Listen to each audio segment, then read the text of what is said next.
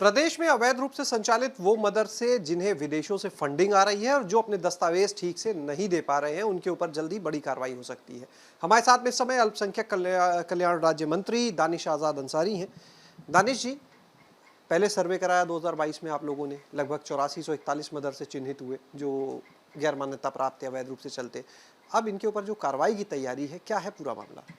देखिए, सबसे पहले तो ये समझने की ज़रूरत है कि ये जो मदरसों का गैर मान्यता प्राप्त मदरसों का सर्वे हुआ था, वो उन मदरसों को वैध अवैध घोषित करने के लिए नहीं हुआ था। उत्तर प्रदेश की योगी सरकार ने पूरे सकारात्मक भाव से उत्तर प्रदेश के गैर मान्यता प्राप्त मदरसों का सर्वे कराया था।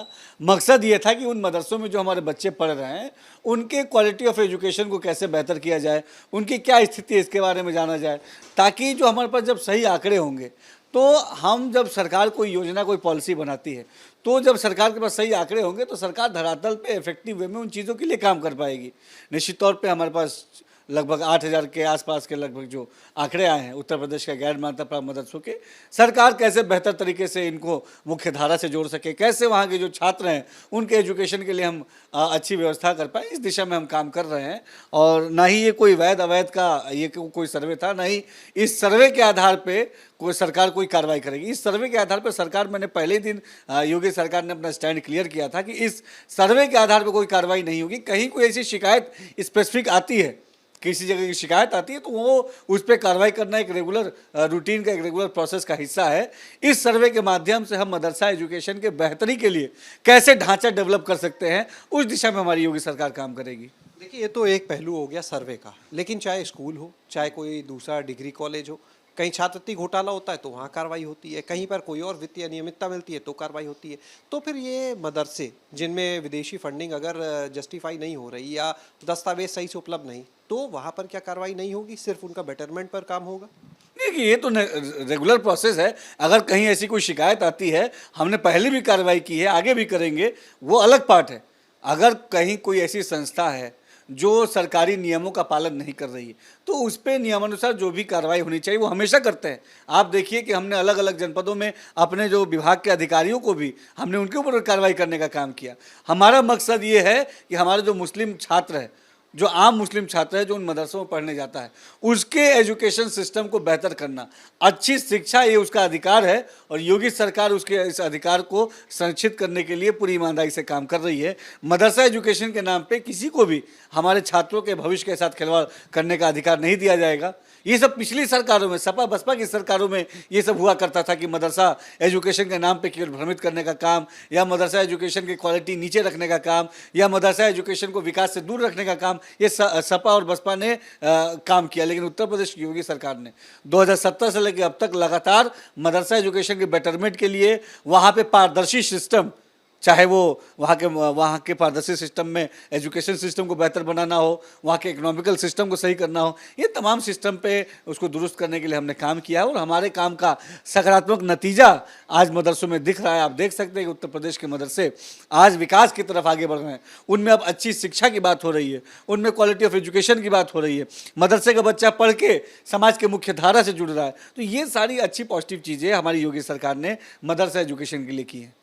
फिर इतनी ज़्यादा इस पर सियासत क्यों भाई? अगर कोई गलत कर रहा है तो कार्रवाई एक रेगुलर प्रोसेस, जैसा आप भी बोल रहे हैं, तो अगर कहीं कोई गलत कर रहा है, कहीं ऐसी फंडिंग है जो जस्टिफाई नहीं है, अगर कहीं पर विदेश से फंडिंग आ रही है, कोई दस्तावेज नहीं है, तो उस पर कार्रवाई तो रेगुलर प्रोसेस। फिर इतनी सियासत क्यों इस पर? देखिए, जो समाजवादी पार्टी है, बसपा है, इन्होंने हमेशा हम मुसलमानों को गुमराह रखने का काम किया। वो ये नहीं चाहते कि मुस्लिम कौम के लोग ऑर्गेनाइज होके एक ठोस विकास की तरफ आगे बढ़ें। हमें जब हम ऑर्गेनाइज करने की बात मुस्लिम समाज की को करते हैं तो ये लोग उस पर उंगली उठाते हैं। अगर मदरसे का बच्चा, इसको अच्छी तालीम मिल रही है तो इससे सपा बसपा को परेशानी नहीं होनी चाहिए। अगर आम मुस्लिम परिवार का बच्चा, उसको रोजगार मिल रहा है तो इस बात से समाजवादी पार्टी या बसपा को दुख नहीं होना चाहिए। अगर हमारे अल्पसंख्यक समाज के जो लोग हैं ये ऑर्गेनाइज होकर विकास से जुड़ रहे हैं तो इस बात से परेशान होने की ज़रूरत समाजवादी पार्टी या बसपा को नहीं है। लेकिन वो हमेशा समाज में भ्रम फैलाने का काम करते हैं, हमेशा मुस्लिम समाज को गुमराह रखने का काम करते हैं और हमेशा मुस्लिम समाज को वोट बैंक के दृष्टि से देखने का काम करते हैं। लेकिन उत्तर प्रदेश की योगी सरकार ने यह सुनिश्चित किया कि मुस्लिम समाज वोट बैंक की तरह इस्तेमाल ना हो। उसका जो अधिकार है, विकास उसका अधिकार है, उस विकास को पहुंचाना योगी सरकार की जिम्मेदारी है और योगी सरकार अपनी जिम्मेदारी को पूरी ईमानदारी से धरातल पे उस जिम्मेदारी को पूरा कर रही है। एक सवाल इससे इतर जमीयत उलेमा हिंद के अध्यक्ष हैं सैयद अरशद साहब, तो उनका एक बयान आया है कि उन्होंने कहा बजरंग दल को कांग्रेस ने बैन करने का वादा किया था तो उसको अब बैन किया जाना चाहिए, और अगर 70 साल पहले बैन किया गया होता तो कांग्रेस के हाथ से सत्ता न जाती। देखिए, सियासी बयान देके समाज में कन्फ्यूजन पैदा करना ये कहीं से उचित नहीं है।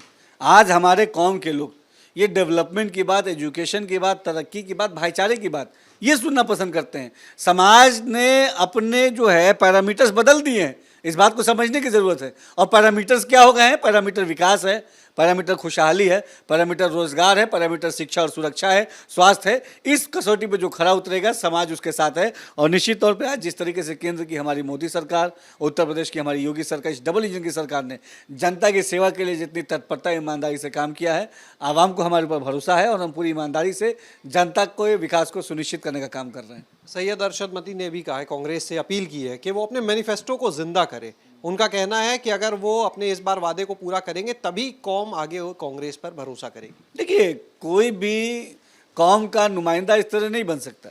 कौम किसको वोट करेगी ये कौम डिसाइड करेगी। ये चंद लोग ये बैठ के डिसाइड करने का उनको अब अधिकार नहीं रहा, क्योंकि कौम ने जब उनके ऊपर विश्वास जताया तो उन्होंने केवल कौम के जो वो वोट है उसको गलत जगह डाइवर्ट करने का काम किया।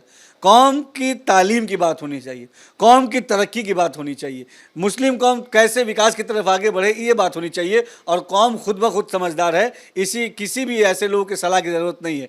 आज जो समाज, हमारा खासतौर पर मुस्लिम समाज ने जिस तरीके से पूरे उत्तर प्रदेश के निकाय चुनाव में आगे बढ़ के भाजपा को जिताने का काम किया और ये साफ संदेश दे दिया कि अब मुस्लिम कौम भी डेवलपमेंट की तरफ आगे बढ़ेगी और जो पार्टी या जो नेता उसके डेवलपमेंट की बात करेगा उसके साथ कदम से कदम मिला के बढ़ेगी। उत्तर प्रदेश की योगी सरकार और केंद्र की मोदी सरकार के रूप में आज मुस्लिम समाज को अपना एक सच्चा रहनुमा मिला है जो सही मायनों में मुस्लिम समाज के डेवलपमेंट के लिए धरातल पर ईमानदारी से काम कर रहा है। बहुत बहुत शुक्रिया बात करने के लिए। तो ये थे हमारे साथ में अल्पसंख्यक कल्याण राज्य मंत्री दानिश आजाद अंसारी। कैमरा सहयोगी राजू के साथ शैलेश अरोरा, एबीपी गंगा, लखनऊ।